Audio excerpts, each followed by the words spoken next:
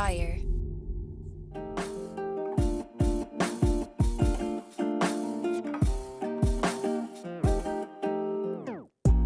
Welcome back to the Kidney Stone Diet Podcast, this show about reducing your kidney stone risk and living your best life. I'm your host and fellow student, Jeff Saris. Hello, and I'm Jill, your kidney stone prevention nurse, and I'm happy to see you, Jeff. How are you doing? Yeah, it's great to see you. I'm doing good. This is our first time we've talked face-to-face in 2022, which is wild. That number, does that number just like get to you? Dude, I was born in 1963, so to me, I'm on Mars right now. I'm like, I don't even know from this number, right? I mean, you'd watch TV shows back in the day about 2022, and you're like, oh, who the hell can think of that? And here we are, 2022. It's pretty amazing, especially since most of us have spent that inside the last couple of years. So it's like it's a blur, right? Mm-hmm. Yeah, and it's funny when you go back to movies and things, because like Back to the Future was 2015. And I'm like, oh God, we're past the future in that movie. It's so weird. That's such an awesome point. We're past the future in this movie. That's amazing. That's amazing. No, it's crazy. I mean, every year we feel that way, like, oh my God, time is going so fast. But I've said this before. It's like the older you get, it just feels like, remember when you were teeny tiny little Jeff and you were like, God bless. Maybe you didn't say it exactly this way, but you're like, wow, I'm bored. It's, June 12th. You just got out of school. It's a week later. You're like, what am I going to do with all this time? Now a summer goes, it's a blip. It's just a blip in time. Oh, yeah. It's amazing, isn't it? Yeah. Well, if you think about it, maybe, Jeff, I'll let you talk when I'm ready. Okay. This ain't about you, Jeff. It's about my story about little Jeff. I don't even know what I was going to say now. Oh no, I think what were you going to say? No, I was going to say because it is that ratio of sort of the like one summer in a life of like a 7-year-old. That's like 1/7 of your That's a huge percentage of your life. It's 1/7 of all the summers you've had. You don't remember most of them. It's such a different perspective as we get older, as we age. I'm so happy that you said it because that's what I was going to say. And you said it so much more sophisticated than I. So that's awesome. Yeah. I'm 58. So a summer to me is like, one piece of 58, who notices that? Right. So it's interesting. The older we get, it's just a little sliver of our life. And that is why we really need to be grateful every time we get up and we have a breath to take, right? Absolutely. I mean, so important. It really is. Yeah, there's only so many that we get. Only so many. And that's a good shirt. I like that. And I still rise. Okay, I did a Facebook Live today and I used it. So I put this shirt on. This is from Nike. And somebody gave me this for Christmas. And they're like, you've been through a lot of stuff in your life and you're still here. So I thought of you when I saw this shirt. And so I love it because it reminds me of all the things that I have been through in my life. So when I am having a hard day, I'm like, look at all that stuff I just got through. If I got through that, I can get through this because here I am and I feel great. So, it's just a reminder that no matter what we're put through in life, you can always get through it. You really can. I'm not saying it's easy, but I'm saying that there is always another side if you give yourself enough time. Time really does heal everything. Mm-hmm. So like right now, I could go down the street and I can actually walk without crying because I miss Luke. And I wasn't like crying like a hobo in the street. Just tears would just naturally come down my face. And now I'm just like, I miss him. And it's just time. It really does heal. And, I just take a lot of solace in that. Every time I face something, I know that it's going to suck right now, but I'm going to get through it. So I love knowing that. Right. Yeah, for sure. Yeah. It's so valuable because what we're experiencing now, we want to be here now. But at the same time, when it's a tough time now, knowing it'll pass is just a valuable perspective to have. I think that's great. Yes, it is. And also what gets me excited is all the things you learn from that. Like I'll use Luke because that was my past hard thing and my most recent hard thing. And so people are like, well, just get another dog. And I'm like, I know I could get another dog. I want Luke. I'm grieving Luke, not a dog, right? Not just any dog. And any dog I have, it could be a 2 legs and no eyeball. I'm going to love that dog. I mean, that's just who I am. It don't matter.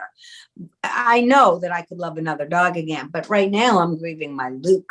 Yeah. Luke, exactly who he was, right? Mm-hmm. So that was so amazing. And somebody also said, people are like, Jill, you're supposed to be talking about kidney stones. I know, I'll get there.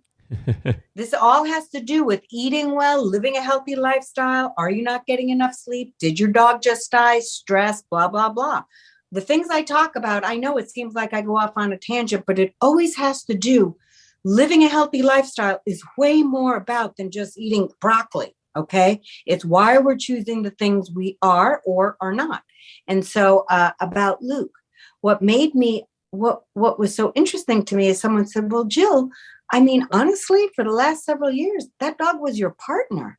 And I'm like, he really was my partner. He was my partner. Some people may be like, well, that's friggin' sad, but it's not sad to me. He was my partner 24 hours a day, work, vacation, in the car. I mean, he was my partner. So it's such a beautiful thing to know that you can love something or someone that much that you get to grieve over it. How lucky are you? Now, I didn't get there. I wasn't here when I was going through that. But now that I'm out of it, I can think like that. I feel so blessed. Do I want him to be gone? No. But look at all the valuable things I learned with his passing. So that's where I always end up in life. I don't know. That's just where I go, right? So it's amazing. It was hard, but I feel like I've grown more. I'm a better person for having known that animal and that kind of love, and just gets me through something else better. Yeah, absolutely. Yeah, I mean, I think that's a wonderful perspective on all of it. And yeah, I mean, we have actually a lighthearted voicemail that I was going to start with today, which I think is a perfect transition for us. Yes. But you will know. You'll know right away. All right. Hey, Jeff, this is Margaret from Naperville, Illinois. Happy New Year, Jill and Jeff. You guys are great. I don't have a question because I already know the answers as I watch your show every day. And yes, Jill, I was yelling at the TV when you were adjusting your collar on the episode about sugar. I thought for a minute that you were caught on air while you were still dressing. I said to Bobby, what the hell is she doing? If I wasn't such a busy lady, I'd join you on your show. But I'm busy trying to keep all your siblings on the kidney stone diet. However, I would like to meet Jeff. Happy 22. Love, Mom. Oh, my God. Okay. So first of all, she's so busy. She's saying that because she gets up, she makes her coffee, and she sits in her chair till she goes to bed that night. So that's her busy. But that does keep her busy because a lot of her grandchildren and people live with her. She's like the Italian mother where everyone lives under, and she loves that. So don't think she doesn't.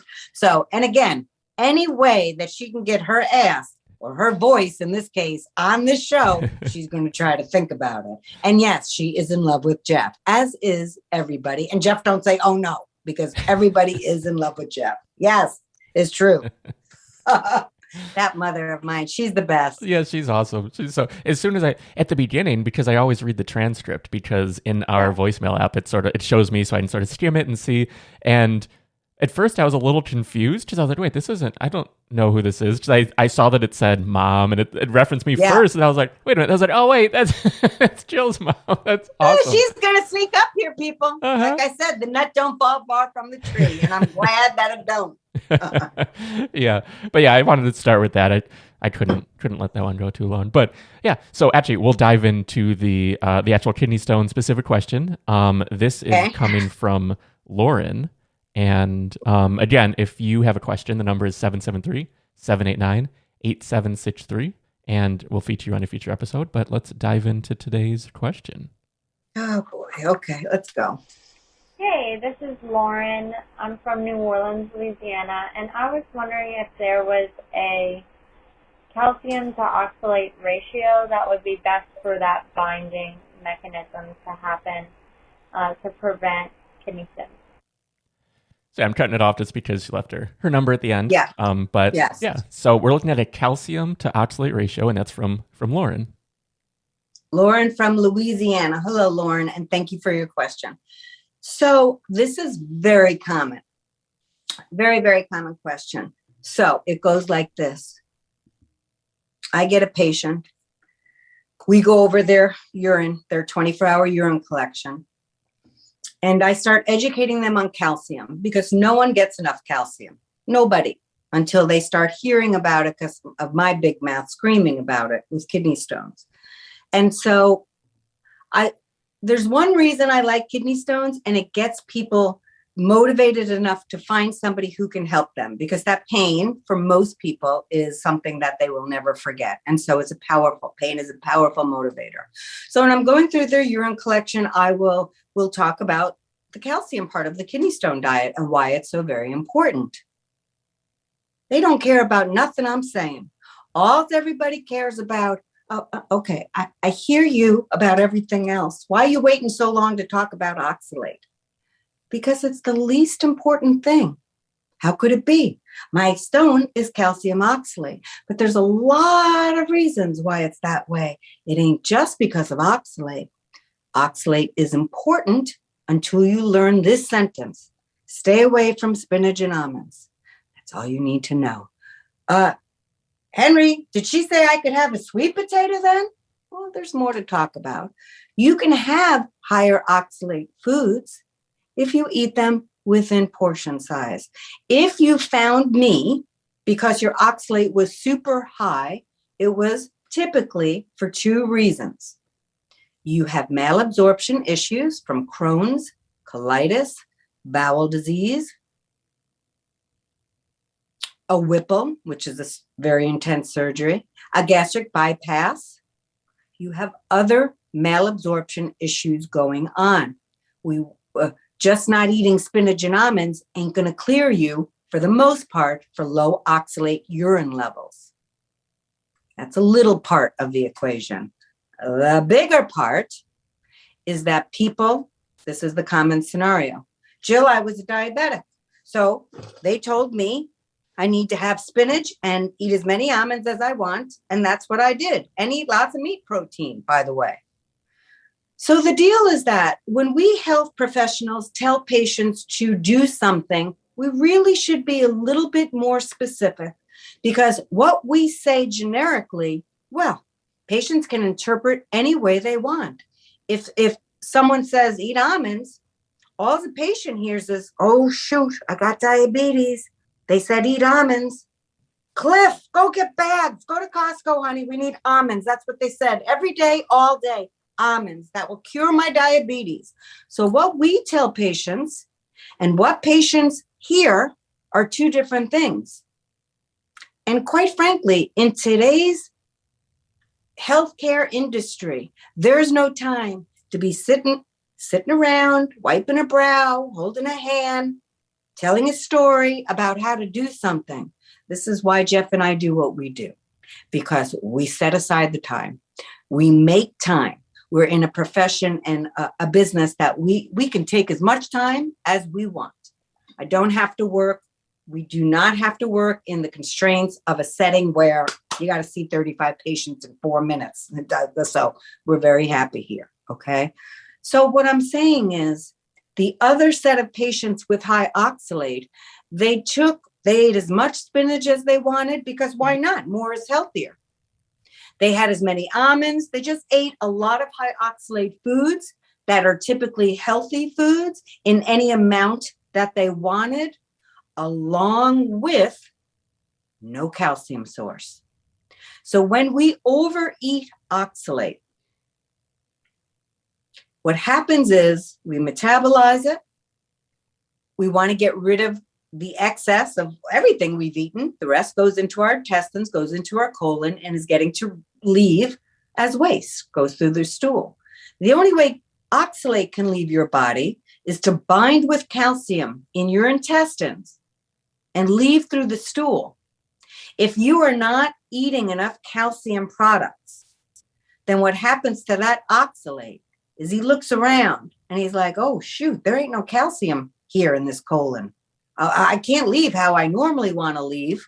So it gets reabsorbed back into your bloodstream and you get higher oxalate levels. This is a very sophomoric view on what's going on, but it works for most people. We don't really need to get elaborate here, people. The point is, with all foods, healthy or not, moderation is key. And unfortunately, a lot of you stoners have found that out the hard way. And what's really depressing, and not just depressing, but defeating, is like, I just changed my whole diet and I caused the stone because I'm eating healthy now.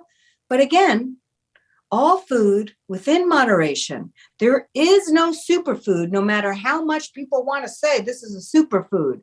Eat all food, a variety of food in normal portion sizes. And that includes getting your calcium, because you have to feed your bones that need it so you don't get osteopenia, which is the beginning of osteoporosis, or osteoporosis. So you need it for your bones and you need it to get rid of excess oxalate. So when people come to me, they'll say, my oxalate's really high. This is why I changed my diet. I tell them, no more spinach, no more almonds. Get your calcium needs met every day. Now, with that advice, I have to be very clear, because what I have seen in the past is if I just left the advice there, keep your oxalate under 100 milligrams a day, unless the doctor has told you otherwise, and get your calcium needs met. And the only way you can get rid of excess oxalate is to have it bind with calcium. Well, if I don't extrapolate on that, you can imagine what the next urine collection is going to look like. The next urine collection is going to be their oxalate level is very low, which is wonderful, and their calcium level is now super high because they've overdone. Get to it, Jill. I'm getting there. Hold on. Because now every time they had 2 milligrams of oxalate, they were running for a glass of milk. I don't do dairy, Jill. You don't have to. You could do non-dairy sources of calcium. Either way, the patient has now taken it upon themselves, because if I did not do my job as thorough as I do, and the only reason I do is because I've had so much experience, I know what human beings are going to do if I don't extrapolate, okay? So I'm lucky. I have 22 years of experience in this, so I know what's going to be done if I don't open my big mouth, okay? So I tell patients that, hey, I know that you're going to want to have some milk or whatever every time you have 2 pieces of oxalate, but don't do that. Your body can't absorb all that calcium, and it's going to wind up in your urine. And the next thing you know, your doctor's going to be like, holy Peugeot, your calcium's so high in your urine. Get him a pill. And you don't want that. So the question is, finally, TikTok girl, they got places to be. Okay. What is the ratio? How much calcium should I consume when I'm having anything with oxalate? So there is no ratio. Really, Jill, you made us wait all this time. But wait, hold on. I got some interesting things to say to you. Why is there no ratio? Because we all absorb things differently. Say I have the flu and I have diarrhea for a week. I'm not absorbing everything I try to put in my body. Okay? So it doesn't matter what I do. We absorb things differently. If somebody has a gastric bypass or bowel disease, they're going to absorb things differently than me. So is there an exact science to this? 100% no. That would be no. So here's some rules I put around things, and the outcome has been good because I'm looking at follow-up urine collection. So I pretty much trust the advice I'm giving. It hasn't kicked me in the butt in a couple of decades, so I'm going with it. Because I know people like some kind of rules, some kind of guidance. So men and women that still get their periods need 1,000 up to 1,000 milligrams of calcium a day. Women who are done with their period, up to 1,200 a day. Up to, people, not over. More is never better unless we're talking about water. So that. Now, spread it throughout the day. Because again, your body isn't going to absorb. Jill, I don't want to do it throughout the day. I don't remember. I'm going to have 3 glasses of milk for breakfast. Don't do that. Your body's not going to absorb it. And the point of having calcium is so your bones can absorb it. So you want to do that. It doesn't want to take it all at one place. And so here's what I do. I drink pea milk. I drink unsweetened coconut milk. I'll drink lactose-free milk. Depends what kind of milk I'm looking for. Do I just want calcium? Do I need extra protein that day because of my bodybuilding stuff? And I didn't get close to my protein needs, I'll go to the pea milk. It has 8 grams of protein. Is my stomach doing okay? I'll have the lactose free. There's 14 grams of protein. So I'm juggling a lot of things just as everybody else is. So there's different types of milks or non-dairy milks you can have that you can easily meet your calcium needs. I drink a cup of milk 3 times a day. It's close enough to my 1200 without going over. I also eat a lot of vegetables. So I'm going to get bips and boops of calcium as well. So that. Now, if I am having, say I want a snack of a sweet potato, half of a sweet potato and a grilled chicken breast. And that's a snack for me, a little snack, a smaller piece of chicken and a fourth of a sweet potato. I know sweet potatoes are higher than 5 milligrams of oxalate. So I might pair half a cup of milk with that excess oxalate I'm eating. How do I know what I'm absorbing? I don't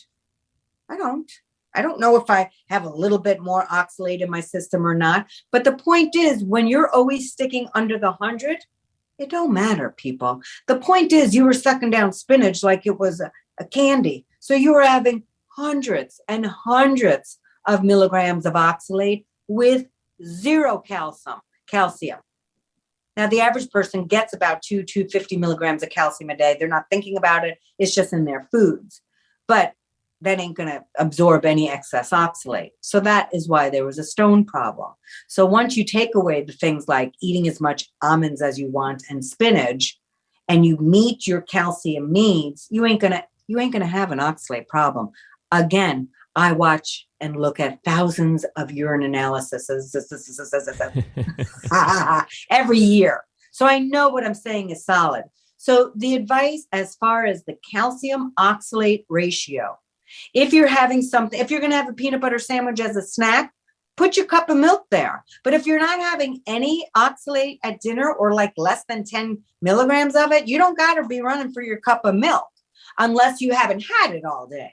So what I'm saying, basically, there is absolutely no formula, but because I know you all like rules, I say this. If you're having something 20, 25 milligrams of oxalate or higher, put some calcium with it. Just a generic rule that I have made up. I have no data, but it has definitely seemed to work for my patients. And it gives you something to strive for because I know patients get very anxious, not a judgment, simply an unfortunate fact. After the hell they've been through, they want some kind of concrete something that they can go by to ensure that they are doing the very right thing in order to minimize their stone risk. The end.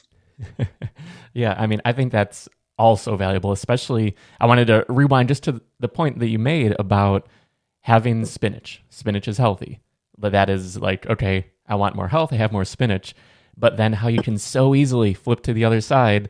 Now I need calcium. I'm going to have so much calcium like that. It's the same exact mechanism. It's just how we're wired. But Yes. yeah, it's not like one is better than the other. For stones, obviously, the oxalate in spinach, it's a no-go. But yeah, we can do harm with good foods just as we can do harm with bad foods. Yep. And I think that's why this is so frustrating for so many patients because they work so hard to change their diet and they thought they were doing the correct thing. But truly, when people don't have, and this has nothing to do, this is my profession. I'm just saying the state of the world, there's just not time and it costs so much money to really be able to sit with somebody week after week after week. Who can afford that? So, people need more than just a brochure thrown at them or here's a 1,200 calorie day diet, chicken and lettuce all day long. This is, or spinach is good for you. So people are going to take that because they're so petrified of making another stone or having issues with their diabetes or all the things they're going through that there's, you can lose common sense. So if there's anything I do, I think it's to provide some common sense to this terrible disease state of kidney stones that people are like, yeah, I totally get that. I don't know what I was thinking. But when you've been really sick, and with kidney stone patients, typically it's just comes out of nowhere. It's so sudden. It's so scary. So a lot of common sense, when I was going through my cancer, and thank God I do what I do for a living. So, but even with me, as I was going through my cancer stuff, I had an ileostomy, and that was while my colon was healing from a surgery. It would divert my stool outside my body in a bag. And I had that for several months. And when I got it taken down, I didn't have to eat the way I was, which is a very high carb diet at the time of having that appliance. And I know this. I work with these patients. That was the kind of nurse I was at University of Chicago. I dealt with my disease state. But I was so freaked out by everything I went through. I kept eating the same way. And one day I woke up, I'm like, oh my God. And so all the things I learned during my disease, I bring out to the world. It's like, man, you're so not alone. It doesn't matter how smart you are or what you know. When you are scared, it just doesn't matter. You don't think quite right. You're just so afraid of getting sick again, that common sense can go out the window. And so I like to think that that's what we're providing here. We're providing, of course, stuff that's based in science, but also some common sense, practical tips that people can leave our show with and go, I got that. Now I know if I'm having something like 20 or 25 milligrams of oxalate. And by the way, if you don't have milk at that meal, again, people, your stone was grown over months, long time. It didn't happen in a meal. So I want you to remember that too. Again, not to shame you, but to remind you so you don't get so anxious, okay? Because I understand the anxiety of illness. So yes, it is very interesting what we do as humans, and it makes total sense to me because I've been through it myself. I understand. Yeah, absolutely. Well, I think that's a great spot to wrap on this episode. Thank you, Lauren, again for your question.